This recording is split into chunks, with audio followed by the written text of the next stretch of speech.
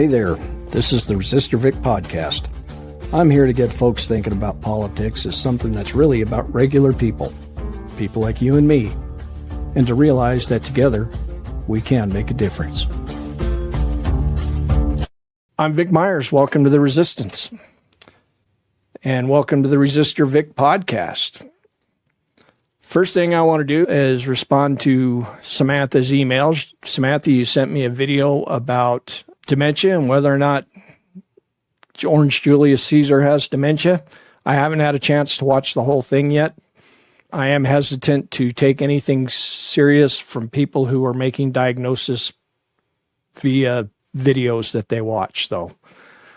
And if you didn't see it in the headlines today in the AP, there's a guy named Joe May, a Republican in South Carolina. He's a state senator, I want to say. If not a senator, then a state representative. He thought it would be funny to use the username Joe Biden with 4 N's, 69, and using that account, distribute kiddie porn. And he got busted. I mean, how stupid are these hardcore MAGA people? It's like, oh, I'm going to own the libs by using Joe Biden's name to distribute kiddie porn. All you did, dummy, was prove to us that GOP stands for Guardian of Pedophiles. I mean, come on. All right, Comey got indicted. So I looked up some stuff on Lindsay Halligan. You guys already probably heard that Lindsay Halligan has never prosecuted a case in her life.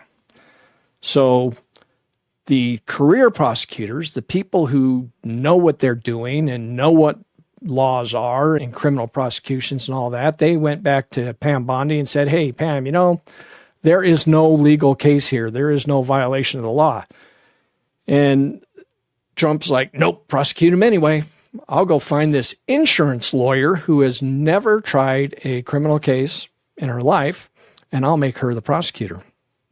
And there's a little bit of irony in that, because when she was in law school, or after law school, she interned with the Innocence Project, of all places, and the public defender's office in Miami-Dade County.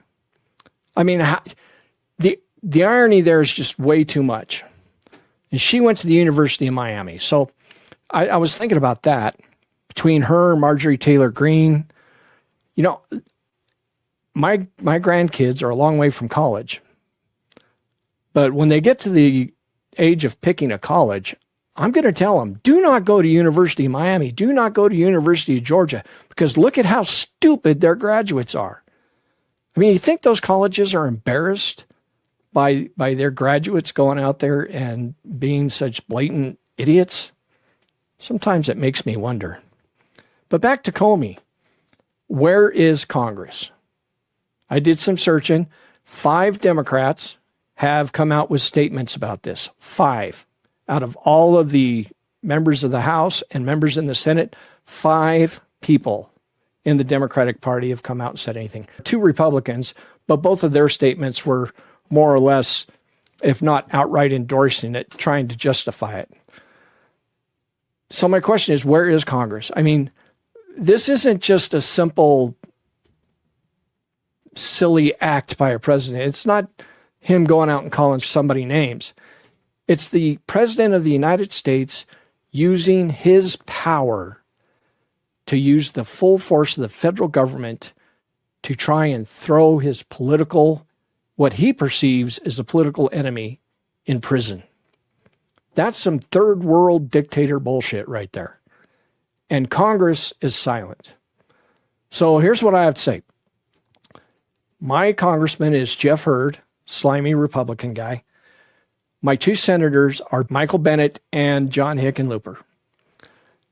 None of you guys have any business being members of Congress. I mean, Hickenlooper's running for re-election. He's 73 years old. Maybe he's just senile and forgot about the Constitution. I don't know.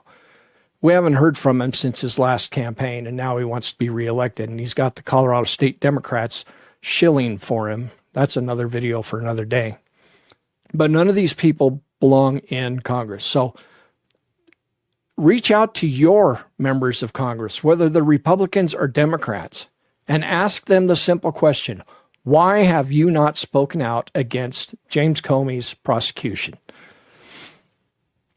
Well, that's all I got to say about that one. Now, Hegseth. Hegseth is calling all of the flag officers to a meeting. There's somewhere in the neighborhood of 800 flag officers. That's generals and admirals. And the 800 number, it fluctuates. Any given day, somebody retiring, somebody getting confirmed. And flag officers, the difference between an enlisted man and an officer is an officer takes an oath to the Constitution. A enlisted man or woman takes an oath to follow the directions of the commander-in-chief, right? And I saw a video by Texas Paul, who I generally think does some really good content. I hate it when he goes after people who go after the Democratic Party because we're fed up with our feckless Democratic Party. But generally speaking, I like Texas Paul's videos. But the one he did on Hegseth calling all of the flag officers in his words, he said that Hegseth is getting ready to decapitate the military. And I'm sorry, Texas Paul, but you owe all of those generals and admirals an apology.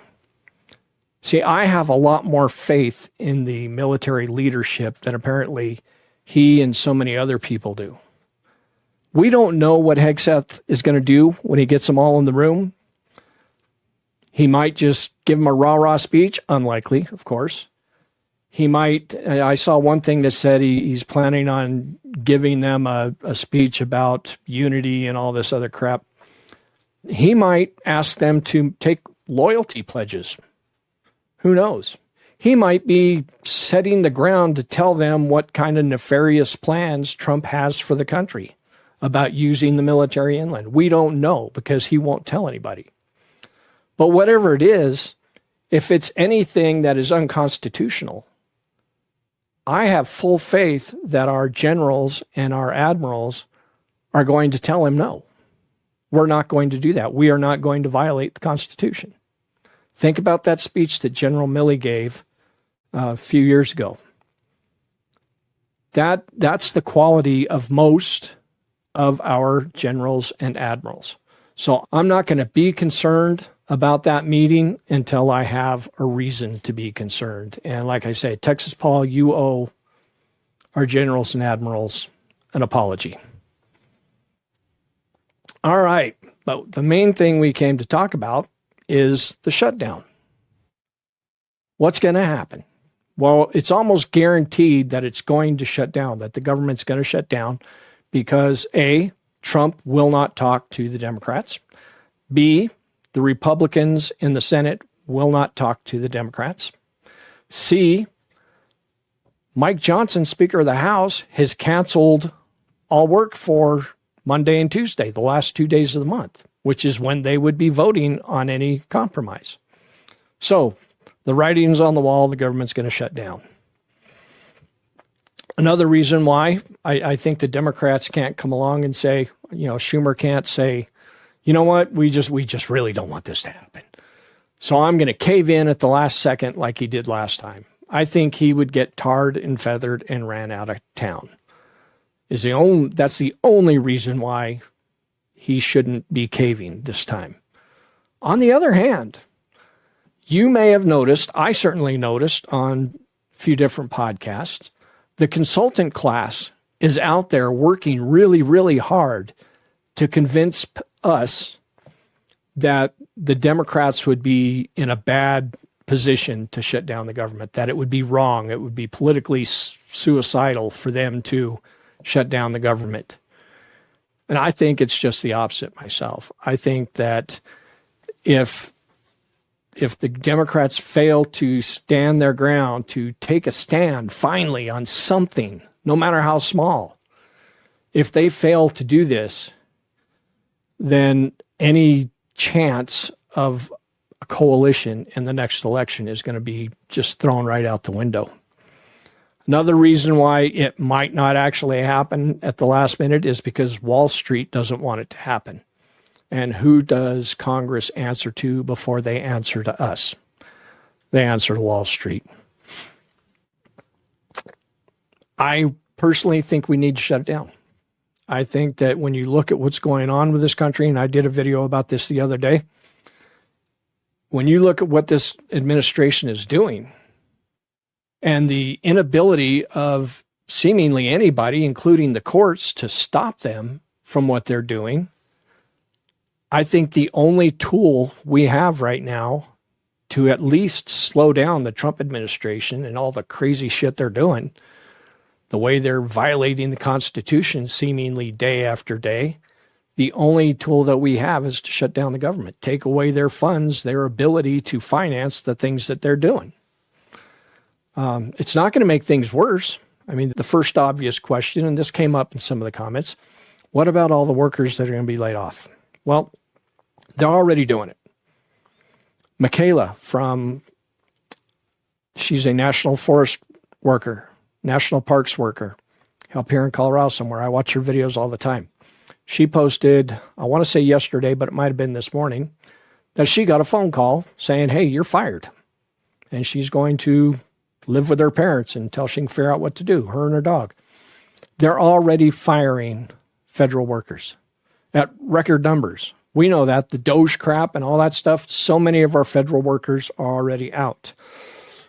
And as far as the Social Security and all that other stuff, it's going to be bad. I mean, there's no question it's going to be bad. And the Republicans would love nothing more than to have a reason to stop sending people their Social Security checks. So it's not going to be easy, but they're trying to figure out how to do it anyway.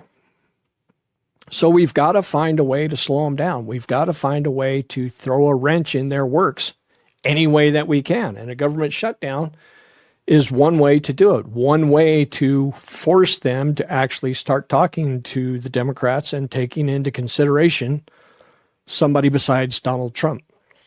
Now, what I think is going to happen is it is going to shut down. And of course, they're going to blame the Democrats because the Democrats would not give them everything they wanted. They're going to blame the Democrats, and they're going to find out that it's not working because every day more and more people are recognizing this administration for what it is.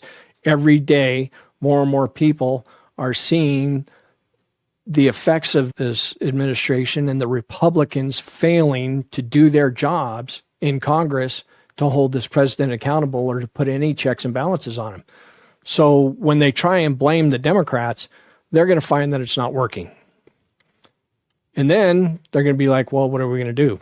We can't go back. They will not go back. They will let the country burn down before they will give an inch to the Democrats. But they're going to have to find a way to open the government again. And that's when I believe that John Thune is going to, for those of you who don't know, John Thune is the Senate Majority Leader. He's going to change the rules so that they don't need 60 votes to pass the continuing resolution. And that's what's going to happen. And then they're going to pass a continuing resolution that's even worse than the one that we have right now. I think that's most likely what's going to happen. The economic downturn that we're currently in is going to accelerate. The economy is going to get worse. But by holding their ground, the Democrats will get at least a little bit of traction back with Main Street America. They will start to see the beginning of a Democratic Party that might actually have the cojones to stand up for something. Or I'm wrong about all of it, and Schumer lets them keep the government running with a continuing resolution, and we have a status quo of what's, tomorrow will be just like today, and Schumer will get deposed. He will get run out of his position as the Senate Minority Leader. Those are my predictions. That's what I think needs to happen. And the last word on all that, it's going to suck. The shutdown is going to suck. It's going to be hard, but it's going to be necessary. And anything that is worth fighting for is not going to be easy. So there you have it. That's my thoughts on the shutdown. Hegseth Comey and Joe May, the Republican state legislator who just pled guilty to distributing bad pictures of small kids. All right, folks. Thank you to everybody, and thanks for making me a part of your day. And we'll see you next week. Good day. Well, folks, looks like we're back at the barn, and it's time to call it a day. I sure do appreciate you spending your time with me. If you want to help keep this podcast going by supporting me, you can get a paid subscription on Substack, where I'm Resistor Vic. Or if you're the type that'd rather go to PayPal, I'm also resistorvic@gmail.com. Thanks again.